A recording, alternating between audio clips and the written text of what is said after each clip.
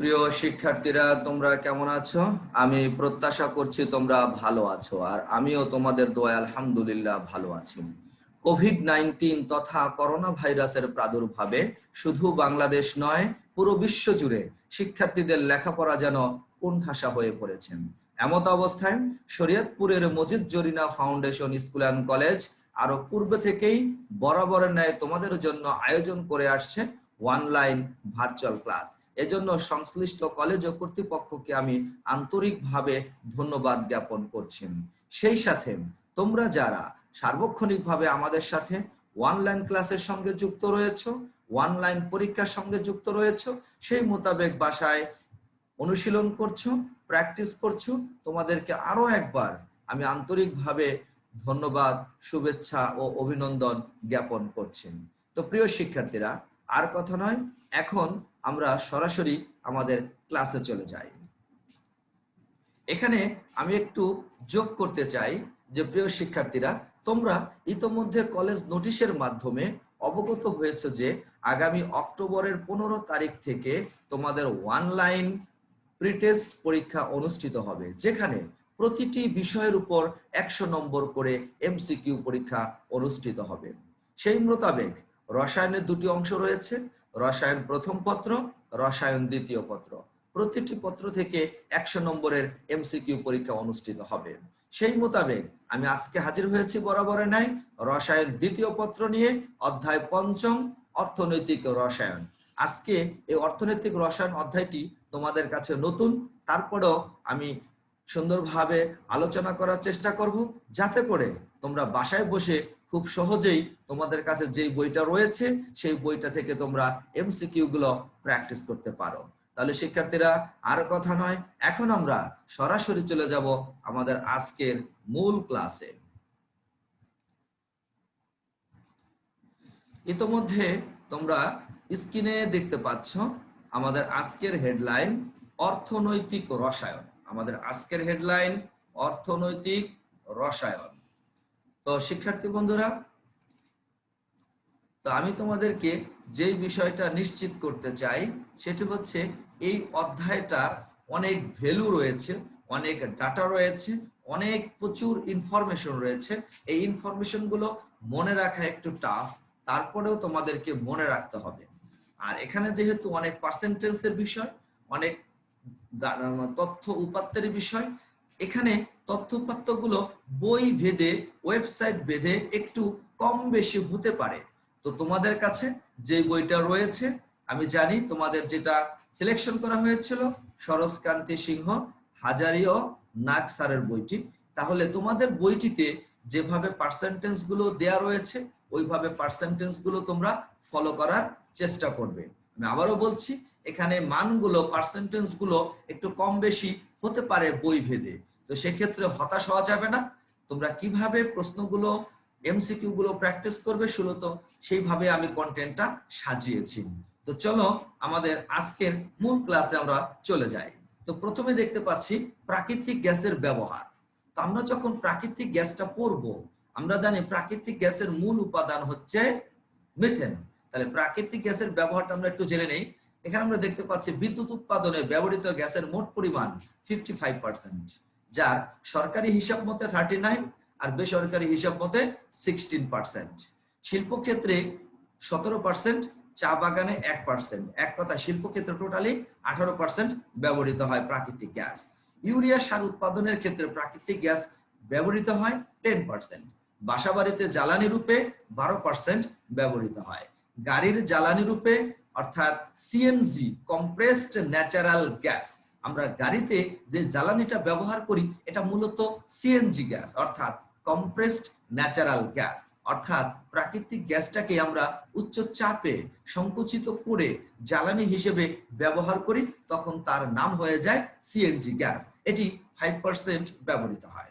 এরপর আমরা যাই যে বাংলাদেশের মোট 6টি গ্যাস বিপণন কোম্পানি রয়েছে। এর মধ্যে তোমরা এখানে স্ক্রিনে দেখতে পাচ্ছ বাপেক্স, বিজিএফসিএল, এসজিএফসিএল, সান্টোস উল্লেখযোগ্য। তাহলে এই যে 6টা কোম্পানি দেখতে পাচ্ছ, বাপেক্সের তোমরা ফুল মিনিং জানো, Bangladesh petroleum exploration, Bangladesh petroleum exploration, অর্থাৎ বাংলাদেশ এটি হলো গ্যাস অনুসন্ধান এবং উত্তোলনকারী প্রতিষ্ঠান। বাফেক্স হচ্ছে গ্যাস অনুসন্ধান এবং উত্তোলনকারী প্রতিষ্ঠান। তারপরে তোমরা দেখতে পাচ্ছ SGFCL অর্থাৎ Sangu gas field corporation limited, Sangu gas field corporation limited. একইভাবে তোমরা দেখতে পাচ্ছ BGFCL অর্থাৎ Bangladesh gas field corporation limited. এভাবে আমরা 6টি গ্যাস বিপণন কোম্পানি দেখতে পাচ্ছি। এই কোম্পানিগুলো থেকে, এই কোম্পানি বিষয়ে তোমরা আরো কিছু জানতে চাইলে তোমরা বই থেকে একটু জেনে নিবে। এরপরে আমরা আসি কয়লার ক্ষেত্র। আসলে ছাই কি? ছাই হলো কয়লার খনিজ দ্রব্য। কয়লার খনিজ দ্রব্যকে ছাই বলে। কয়লাতে ছাইয়ের পরিমাণ যদি খুবই কম থাকে সেটাই হচ্ছে ভালো। তাহলে কয়লার মধ্যে ছাইয়ের পরিমাণ যদি কম থাকে সেটি হচ্ছে উত্তম। একটা ভালো কয়লার নমুনায় ছাইয়ের পরিমাণ 5% থাকাটাই কি ভালো।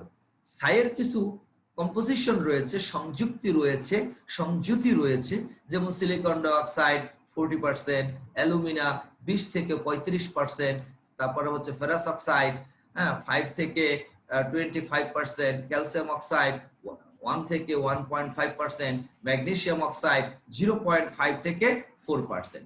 আমি আবারও বলছি, এই পার্সেন্টেজ গুলো বই ভেদে, এরপরে সোর্স ভেদে একটু কম বেশি হতে পারে। তো সেই বিষয়ে তোমাদের কনফিউশন হওয়ার কোনো প্রয়োজন নেই। তোমরা কয়লার সংযুক্তিগুলো কি কি সেগুলো জানবে এবং একটু বই থেকে তোমাদের যেটা টেক্সট বুক নির্ধারণ করা হয়েছে সেখান থেকে একটু মিলিয়ে নিবে। এরপরে আসো কয়লার শ্রেণী বিভাগ। আমরা বিভিন্ন ধরনের কয়লা জানি, যেমন লিগনাইট কয়লা, সাব বিটুমিনাস কয়লা, বিটুমিনাস কয়লা, অ্যানথ্রাসিট কয়লা। তার মধ্যে লিগনাইট কয়লা বলতে আমরা অপরিণত কয়লাকে বুঝিয়ে থাকি। সাব বিটুমিনাস কয়লা বলতে আমরা সাব বিটুমিনাস কি বুঝি? আমরা এখানে একটা বিষয় খেয়াল রাখবা যে বিটুমিনাস কয়লার মধ্যে কার্বন থাকে 75 থেকে 90%, খুব ইম্পর্টেন্ট একটা এমসিকিউ। অ্যানথ্রাসিট কয়লায় কার্বন থাকে 80 থেকে 90%। অ্যানথ্রাসিট কয়লায় কার্বন থাকে 80 থেকে 90%, বিটুমিনাস কয়লায় কার্বন থাকে 75 থেকে 90%। এছাড়া আমরা কিছু বৈশিষ্ট্য দেখতে পাচ্ছি, তোমরা এই বৈশিষ্ট্যগুলো মেমোরাইজ করে ফেলবে। যেমন আমি বলছি, পিটের চেয়ে শক্ত, স্তরযুক্ত এবং এর ভিতর কাঠের অংশ বিশেষ দেখা যায়। তাহলে এটা হচ্ছে লিগনাইট কয়লার বৈশিষ্ট্য। যে কোনো একটা বৈশিষ্ট্য উল্লেখ করে তোমাকে বলে দিবে এটি কোন কয়লার বৈশিষ্ট্য বা নিম্নোক্ত কোন কয়লার উল্লেখযোগ্য বৈশিষ্ট্য। তাহলে তোমরা বৈশিষ্ট্যগুলো আশা করছি মেমোরাইজ করে ফেলবে। এছাড়া তোমরা ক্যালোরি মানগুলো মুখস্থ করবে। যেমন লিগনাইট কয়লায় অর্থাৎ অপরিণত কয়লার মধ্যে ক্যালোরি মান কত আছে? 5500 থেকে 7000 বিটিইউ। বিটিইউ হচ্ছে অর্থাৎ হিট বা এনার্জির একটা ইউনিট, হিট বা এনার্জির একটা একক। এটার ফুল মিনিং হচ্ছে ব্রিটিশ থার্মাল ইউনিট। এর এককের ফুল মিনিং হচ্ছে ব্রিটিশ থার্মাল ইউনিট। অর্থাৎ 1 বিটিইউ সমান 250 ক্যালোরি। 1 বিটিইউ সমান 250 ক্যালোরি অথবা 1055 জুল। তাহলে 250 ক্যালোরি অথবা 1055 জুল। এই ক্যালোরি মানগুলো তোমরা একটু মেমোরাইজ করবে। এই ক্যালোরি মানগুলো এক এক বইতে একটু কম বেশি আছে, কারণ এক এক রাইটার বিভিন্ন সোর্স থেকে এই ক্যালোরি মানগুলো কালেক্ট করেছেন। তো সেক্ষেত্রে একটু কম বেশি হতে পারে। তোমাদের জন্য যে টেক্সট বুকটা নির্ধারণ করেছি সেখানে যে ডাটাটা রয়েছে সেটাই তোমরা সম্পূর্ণরূপে অনুসরণ করবে। এরপর আমরা চলে যাই ইউরিয়া উৎপাদনের রাসায়নিক বিক্রিয়া সমূহ। অর্থাৎ ইউরিয়ার ক্ষেত্রে আমরা জানি যে অ্যামোনিয়া সংশ্লেষণ আমরা কিভাবে করব। যে অ্যামোনিয়া সংশ্লেষণের ক্ষেত্রে আমাদের প্রথমে তরল বায়ু লাগবে। তরল বায়ুতে আমরা জানি নাইট্রোজেন থাকে আর অক্সিজেন থাকে। এই তরল বায়ুর নাইট্রোজেন আর অক্সিজেন বিক্রিয়া করে এখানে আমরা আংশিক পাতন করব। আংশিক পাতন করে আমরা নাইট্রোজেন গ্যাসটাকে আমরা সেপারেশন করে ফেলবো। এরপরে মিথেন গ্যাসকে 1100 ডিগ্রি সেলসিয়াস তাপমাত্রায় কার্বন উৎপন্ন করব আর হাইড্রোজেন গ্যাস উৎপন্ন করব। উৎপন্ন হাইড্রোজেন গ্যাস আর আমরা যে সেপারেশন করেছিলাম নাইট্রোজেন গ্যাস, এটাকে আমরা একটা প্ল্যান্টের মধ্যে একত্রিত হওয়ার সুযোগ দিব, যেই প্ল্যান্টে নাইট্রোজেন আর হাইড্রোজেন বিক্রিয়া করবে, উৎপন্ন করবে অ্যামোনিয়া গ্যাস। আর আর এই যে অ্যামোনিয়া গ্যাস, এটা কিন্তু ইউরিয়ার একটা উপাদান। এরপর আসো কার্বন ডাই অক্সাইড গঠন। প্রাকৃতিক গ্যাসকে আমরা যখন পর্যাপ্ত দহন করব, তখন আমরা কি পাবো? কার্বন ডাই অক্সাইড পাবো। আমি আবারও বলছি, পর্যাপ্ত দহনের কথা বলছি। অপর্যাপ্ত দহন করলে কার্বন মনোক্সাইড তৈরি হয়। তো পর্যাপ্ত বাতাসের অক্সিজেনে যখন আমরা দহন করব, তখন কার্বন ডাই অক্সাইড আর পানি উৎপন্ন হবে। তো এখানে আমি যদি একটু একটা লাইন বাড়াই দিতাম তাহলে ভালো হতো। এই যে কার্বন ডাই অক্সাইড উৎপন্ন হলো, আর এই যে অ্যামোনিয়া গ্যাস উৎপন্ন হলো, এই অ্যামোনিয়া গ্যাস আর কার্বন ডাই অক্সাইড গ্যাসকে আমি যদি একটা বিশাল প্ল্যান্টে যদি এদেরকে একত্রিত হওয়ার সুযোগ করে দেই, তাহলে সেখানে তৈরি হয়ে যাবে ইউরিয়া গ্যাস। আমি আবারও বলছি যে একটা বিশাল প্ল্যান্টের মধ্যে যেখানে অ্যামোনিয়া গ্যাস রয়েছে, কার্বন ডাই অক্সাইড গ্যাস রয়েছে, সেই দুইটা গ্যাসকে যদি আমরা একটা লাইন করে দেই, এরা যদি একত্রিত হয় একটা প্ল্যান্টে মিলিত হয়, তাহলে সেখানে রাসায়নিক বিক্রিয়ার মাধ্যমে ইউরিয়া গ্যাস উৎপন্ন হয়। তো শিক্ষার্থীরা, তাহলে ইউরিয়া গ্যাস উৎপাদনে যে বিক্রিয়াগুলো লাগে, অ্যামোনিয়া সংশ্লেষণ করতে হয়, কার্বন ডাই অক্সাইড সংশ্লেষণ করতে হয়, এরপরে অ্যামোনিয়া এবং কার্বন ডাই অক্সাইডকে একটা প্ল্যান্টের মধ্যে রাখতে হয়, রাখলে সেখান থেকে আমাদের কাঙ্ক্ষিত বা প্রত্যাশিত ইউরিয়া সার তৈরি হয়। আশা করি শিক্ষার্থীরা তোমরা বুঝতে পেরেছো। এরপর আসি কাঁচ। এটি হলো অদানাদার স্বচ্ছ কঠিন পদার্থ। এটা একটা বিষয়। রাসায়নিক প্রতিরোধ ক্ষমতা এবং প্রতিসরণ ক্ষমতা খুবই উচ্চ, বৈদ্যুতিক ও তাপ পরিবাহিতা কম, ভঙ্গুর ও খুব উচ্চ সান্দ্রতা মানের অধিকারী। সান্দ্রতা মানে হলো ভিসকোসিটি, তোমরা ফিজিক্সে পড়েছো। সান্দ্রতা মানে হলো ভিসকোসিটি, কোন তরল পদার্থের প্রবাহে যে বাধা, কোন তরল পদার্থের স্বাভাবিক প্রবাহে যে বাধা, সেই বাধাটাকে আমরা বলছি ভিসকোসিটি বা উচ্চ সান্দ্রতা। যেমন পানির চেয়ে মধুর সান্দ্রতা বেশি। আমরা জানি যার ডেনসিটি যত বেশি, যে তরল পদার্থের ডেনসিটি যত বেশি, তার সান্দ্রতাও তত বেশি।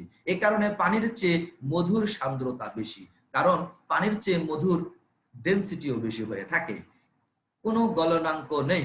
এটা হচ্ছে মোটামুটি কাচের গুরুত্বপূর্ণ ইনফরমেশন গুলো। কাঁচ উৎপাদনে কি কি লাগে, কাঁচামাল কি, র ম্যাটেরিয়ালসটা কি।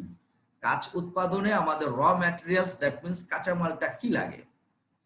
প্রথমে আমরা দেখব প্রয়োজনীয় কাঁচামাল। এই প্রয়োজনীয় কাঁচামালকে বলা হচ্ছে মুখ্য কাঁচামাল, আর অপ্রধান কাঁচামালকেই বলা হচ্ছে গৌণ কাঁচামাল। তাহলে বালি লাগে, সোডা লাগে, চুন লাগে প্রয়োজনীয় কাঁচামাল হিসেবে, আর অপ্রধান কাঁচামাল হিসেবে লাগে feldspar, borax, salt cake, arsenic trioxide, sodium nitrate বা পটাশিয়াম নাইট্রেট লবণ, অ্যালুমিনা, লেড অক্সাইড। এই কয়টা আমাদের অপ্রধান কাঁচামাল হিসেবে লাগে। সেক্ষেত্রে আমি ফেলেসপার সম্পর্কে একটু বলতে চাই।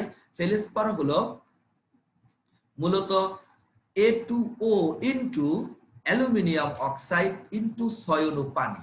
অর্থাৎ আমরা যদি A2O এর পরিবর্তে যদি আমরা সোডিয়াম বলি, যে sodium oxide, potassium oxide, aluminium oxide, diboron trioxide, diarsenic trioxide, এক কথায় আর্সেনিক ট্রাইঅক্সাইড, এই যৌগগুলোর সাথে অ্যালুমিনিয়াম অক্সাইড ইনটু সয়ন পানি, এটাকে আমরা বলছি ফেলস্পার। এটাকে আমরা বলছি ফেলস্পার। তাহলে A2O into Al2O3 into Sayan পানি। আর এখানে A2O টা কি, সেটা হতে পারে সোডিয়াম অক্সাইড, হতে পারে পটাশিয়াম অক্সাইড, হতে পারে arsenic oxide into aluminium oxide into Sayan পানি। এটাকে আমরা বলছি ফেলস্পার। আশা করি শিক্ষার্থীরা তোমরা বুঝতে পেরেছো।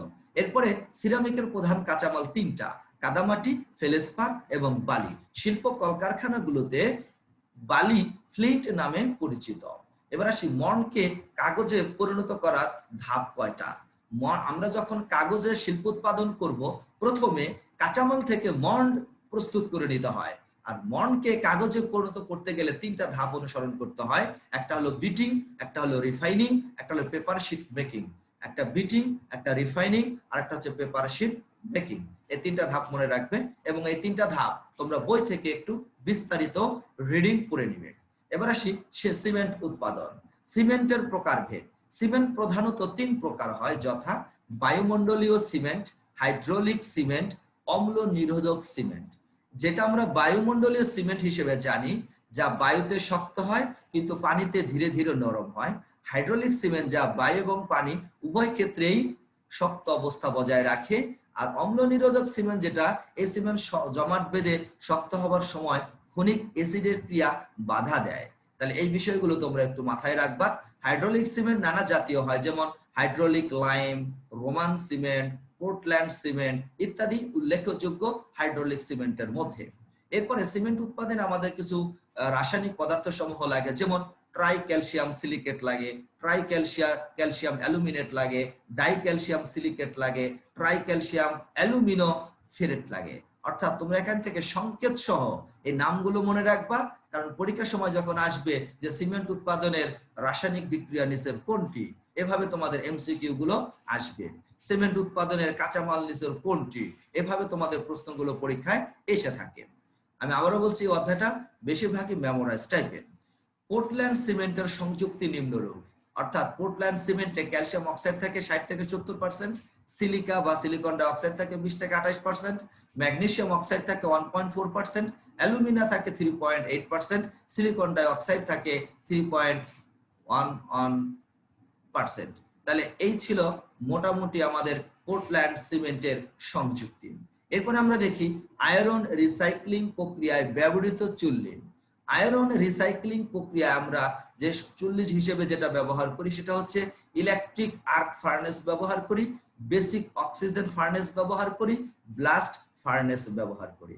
অর্থাৎ আয়রন যখন আমরা রিসাইক্লিং করব, পুনর্ব্যবহার করব, আমরা যেটা বার্নার হিসেবে ব্যবহার করব সেই বার্নার গুলোকে আমরা বলছি চুল্লি।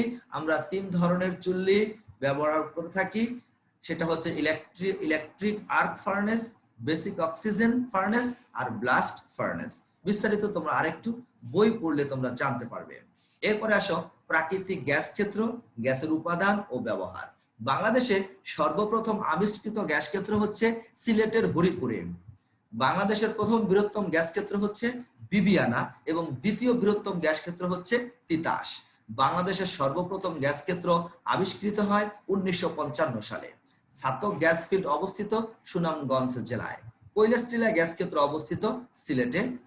তারপরে এমএমসিএফ এর পূর্ণরূপ হচ্ছে মিলিয়ন মিল কিউবিক ফুট। তাহলে এরকম কিছু উল্লেখযোগ্য আমি এমসিকিউ তুলে ধরার চেষ্টা করেছি। তোমরা এই রিলেটেড এমসিকিউ গুলো বাসায় প্র্যাকটিস করার চেষ্টা করবে। তো প্রিয় শিক্ষার্থীরা, এরপর আমরা দেখছি বাংলাদেশে গ্যাস বিপণন কোম্পানিগুলোর মধ্যে সবচেয়ে বড় কোম্পানি হচ্ছে বিজিএফসিএল। বিজিএফসিএল। তো শিক্ষার্থী বন্ধুরা, এখানে বিজিএফ বলতে আমি আগে বুঝেছি Bangladesh gas field corporation limited, এখানে আই হবে না, শুধু বিজিএফসিএলটা হবে, Bangladesh gas field corporation limited. বাংলাদেশের প্রাকৃতিক গ্যাসে মিথেনের শতকরা পরিমাণ 93.68 থেকে 98 পর্যন্ত। বাংলাদেশে থাকা ইউরিয়া সার কারখানার সংখ্যা হচ্ছে 7টি। বাংলাদেশের সর্ববৃহৎ ইউরিয়া সার কারখানা হচ্ছে ক্যাফকো। সর্বাধিক প্রাকৃতিক গ্যাস সাশ্রয়ী কারখানা হচ্ছে ক্যাফকো। বাংলাদেশের কয়লা ক্ষেত্র রাজশাহী, এখানে হবে রাজশাহী হবে শিক্ষার্থী বন্ধুরা, রাজশাহী, বগুড়া, নওগাঁ, জয়পুরহাট, দিনাজপুরের বড়পুকুরিয়া ও সিলেট জেলায় বিটুমিনাস ও লিগনাইট কয়লার খনি রয়েছে। এছাড়া নেত্রকোনা, সুনামগঞ্জ, চট্টগ্রামের বান্দরবান অঞ্চলে লিগনাইট শ্রেণীর কয়লার খনি পাওয়া গেছে। মানের দিক থেকে বিটুমিনাস কয়লা হলো সর্বাধিক উত্তম, লিগনাইট মধ্যম প্রকৃতির এবং পিট কয়লা হচ্ছে নিম্নমানের। এই বিষয়টাও তোমরা মাথায় রাখবে। বাংলাদেশের সবচেয়ে বড় কয়লা খনি জামালগঞ্জে অবস্থিত। কয়লার মান প্রধানত নির্ভরশীল ক্যালোরিফিক মানের উপর। কয়লার মান প্রধানত নির্ভরশীল ক্যালোরিফিক মানের উপর, যেটা আমরা বিটিইউ অর্থাৎ ব্রিটিশ থার্মাল ইউনিট এককে প্রকাশ করে থাকি, যার 1 বিটিইউ সমান 250 ক্যালোরি অথবা 1055 জুল। এভাবে তোমরা এই বৈশিষ্ট্যগুলো তোমরা মেমোরাইজ করবে যে প্রতি টন লিগনাইট কয়লা থেকে বিটুমিন পাওয়া যায় 70 পাউন্ড। একইভাবে বাংলাদেশের শিল্পায়নের সম্ভাবনা। বাংলাদেশে আবিষ্কৃত গ্যাস ফিল্ড 25টির মধ্যে 22টি সক্রিয়, গ্যাস কূপের সংখ্যা 104 ও সক্রিয় কূপ আছে 8টা। বাংলাদেশে খননকৃত গ্যাস কূপের সংখ্যা আছে 104টি। বাংলাদেশের উল্লেখযোগ্য রসায়ন শিল্প পরিচিতি, যেমন বিসিআইসি, এর পূর্ণরূপ হচ্ছে বাংলাদেশ কেমিক্যাল ইন্ডাস্ট্রিজ কর্পোরেশন। বাংলাদেশের সবচেয়ে বড় সার কারখানা চট্টগ্রামের ক্যাফকোতে। তারপরে BSFIC Bangladesh sugar and food industries কর্পোরেশনকে বুঝিয়েছি। ফেনসুগঞ্জ সার কারখানা অপর নাম হচ্ছে এনজিএএফএফ। বাংলাদেশের সিমেন্ট ফ্যাক্টরির সংখ্যা 45টি। মুন্নু সিরামিক অবস্থিত ধামরাইতে। বেঙ্গল গ্লাস ওয়ার্কস অবস্থিত ঢাকার ধামরাইতে। এছাড়া ইউরিয়া, কাঁচ, সিরামিক, পাল্প, পেপার ও সিমেন্ট উৎপাদন, যেমন মিথেন থেকে ইউরিয়া উৎপাদনের ধাপ আছে কয়টি? 3টি। কার্বন ডাই অক্সাইড ও অ্যামোনিয়া থেকে ইউরিয়া উৎপাদনের ধাপ কয়টি? 2টি। এভাবে তোমরা এই মূল উল্লেখযোগ্য এমসিকিউ গুলো তোমরা মেমোরাইজ করার চেষ্টা করবে। যেমন সিমেন্টের মূল উপাদান কোনটি? পরীক্ষা যদি চুনা পাথর থাকে তাহলে চুনা পাথর দিবা, আর যদি চুন থাকে তাহলে চুন দিবা। আর চুন এবং চুনা পাথর দুটা থাকলেই তোমরা চুনা পাথরটা দিবা। বাতাসে নাইট্রোজেনের পরিমাণ 78%। মিথেন থেকে কার্বন ডাই অক্সাইড তৈরি হয় দুইটা ধাপে। মিথেন থেকে ইউরিয়া উৎপাদনের ধাপ সংখ্যা 3টা। ইউরিয়া উৎপাদনের প্রথম ধাপে তৈরি হয় অ্যামোনিয়াম কার্বনেট, এরপরে অ্যামোনিয়াম কার্বনেটকে তাপ দিলে ইউরিয়া সার তৈরি হয়। পিএসআই অর্থাৎ পাউন্ডস পার স্কয়ার ইঞ্চ, অর্থাৎ pounds per square inch, PSI pounds per square inch. Ammonia উৎপাদনে ব্যবহৃত হাইড্রোজেন ও নাইট্রোজেনের অনুপাত হচ্ছে 3:1, অর্থাৎ 3:1। ইউরিয়া উৎপাদনের জন্য তৈরি কার্বন ডাই অক্সাইড শোষণের জন্য ব্যবহৃত হয় পটাশিয়াম কার্বনেট। শিক্ষার্থী বন্ধুরা এখানে সংকেতটা একটু ভুল হয়েছে, এখানে হবে K2CO3। আশা করি তোমরা বুঝতে পেরেছো।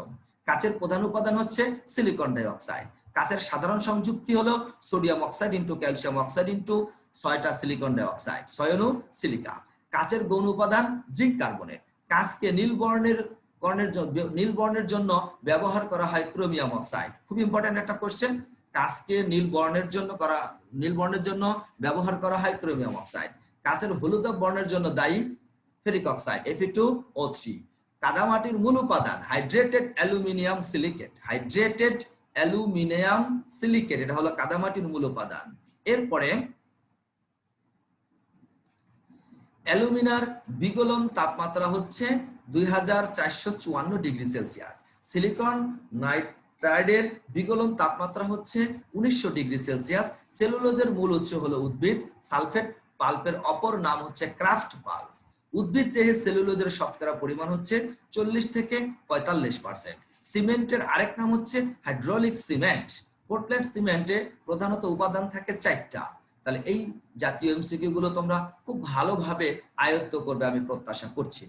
পোর্টল্যান্ড সিমেন্টে ধীরগতিতে জমাট বাঁধার জন্য এতে যোগ করা হয় জিপসাম।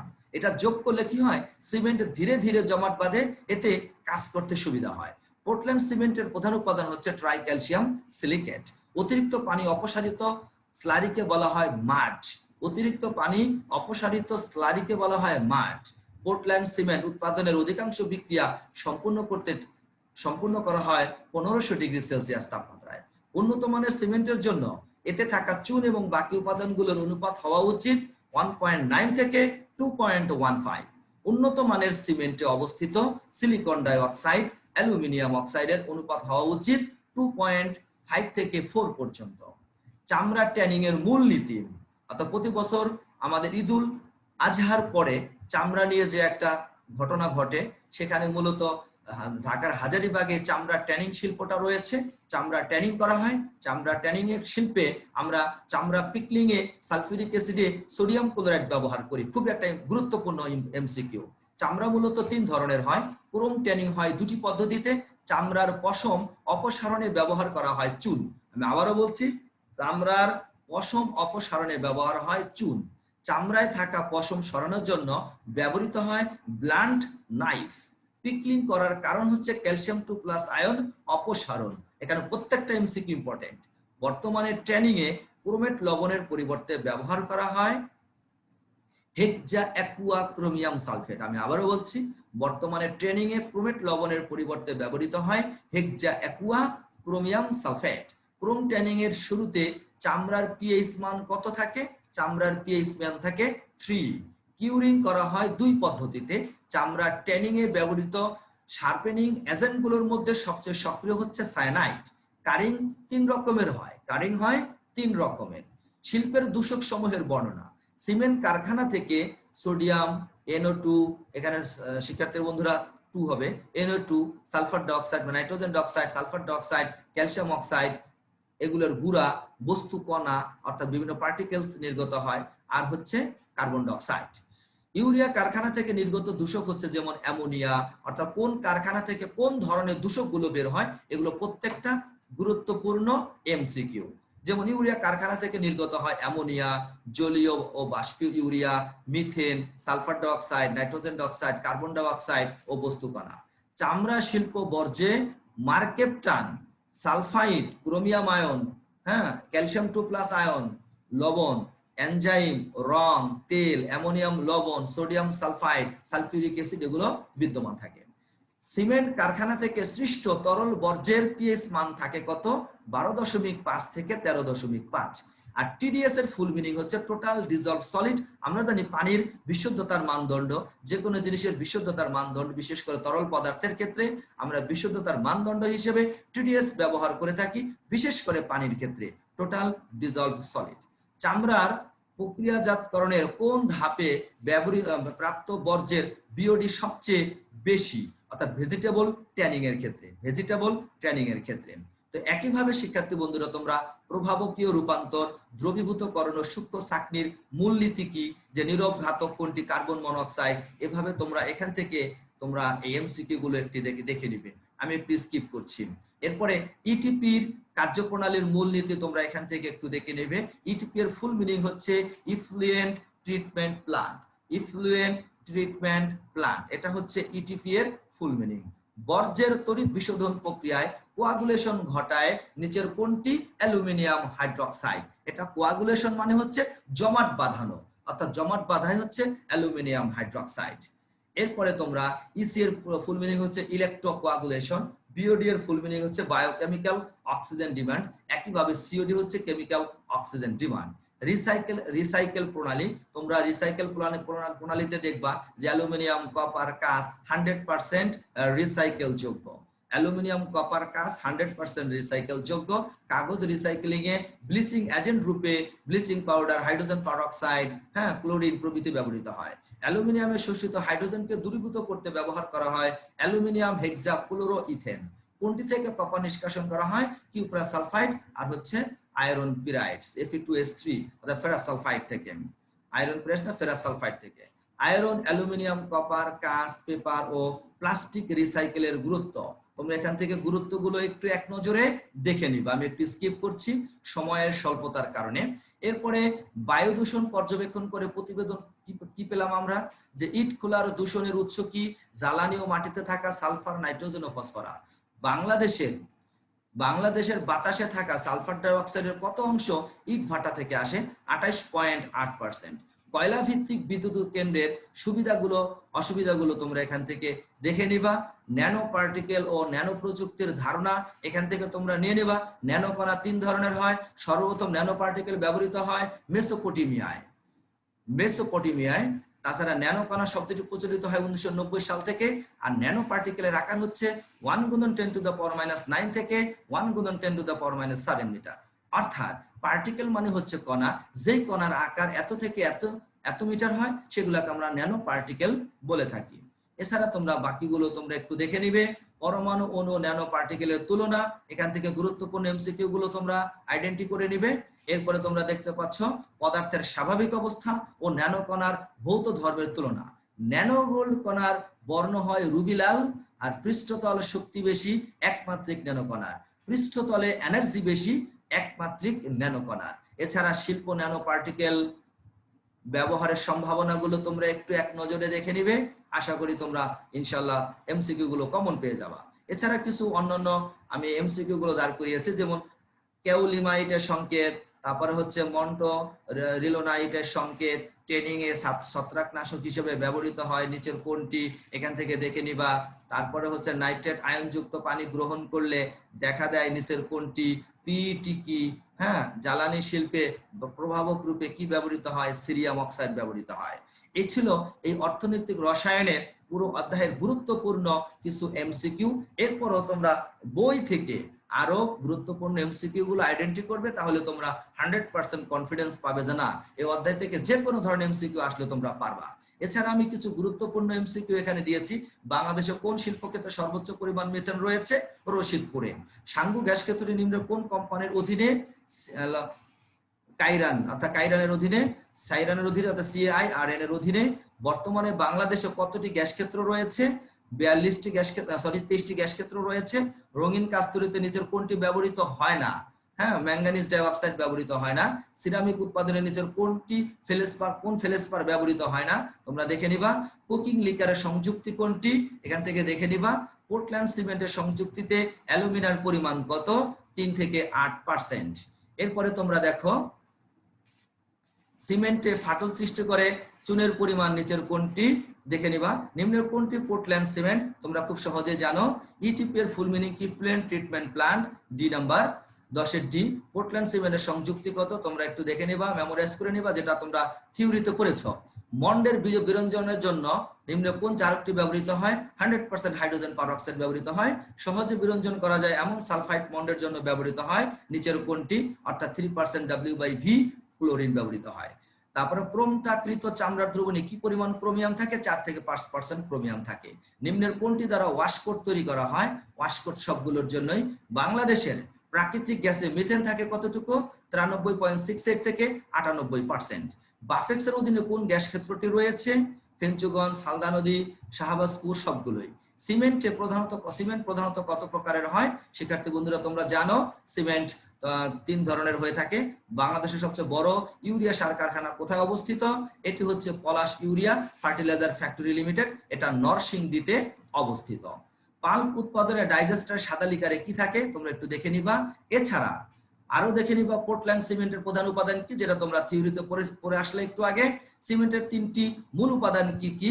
অর্থাৎ calcium oxide silicon dioxide, calcium oxide silicon dioxide, calcium oxide aluminium oxide এবং ফেরাস অক্সাইড। 50%, 25%, 10%, এই তিনটাই হচ্ছে সিমেন্টের 3টা প্রধান মূল উপাদান। তো প্রিয় শিক্ষার্থী বন্ধুরা, তোমরা আশা করছি এই অধ্যায়টা তোমরা যদি আমার এই স্লাইডটা অথবা কন্টেন্টটা যদি খুব মনোযোগ সহকারে দেখো এবং সেই মোতাবেক মেমোরাইজ করো, এবং সাথে সাথে তোমাদের যে টেক্সট বুকটা রয়েছে হাজারি ও নাকসারের বইটা, সেখান থেকে যদি এই রিলেটেড এমসিকিউ গুলো যদি আরো একটু করে বৃদ্ধি করো, তাহলে এই অধ্যায় থেকে যে কোনো ধরনের এমসিকিউ আসলে তোমরা ইনশাআল্লাহ পারবে। তো শিক্ষার্থী বন্ধুরা, সেই পর্যন্ত তোমরা ভালো থাকো, সুস্থ থাকো। সামনের 15 তারিখ থেকে অনুষ্ঠিত প্রাক নির্বাচনী পরীক্ষা তোমরা সুন্দরভাবে দাও, এই আশা করছি, এই প্রত্যাশা করছি। আর এই প্রত্যাশা ব্যক্ত করে আজকের এই ক্লাস আমি এখানে শেষ করতে চাচ্ছি। আল্লাহ হাফেজ।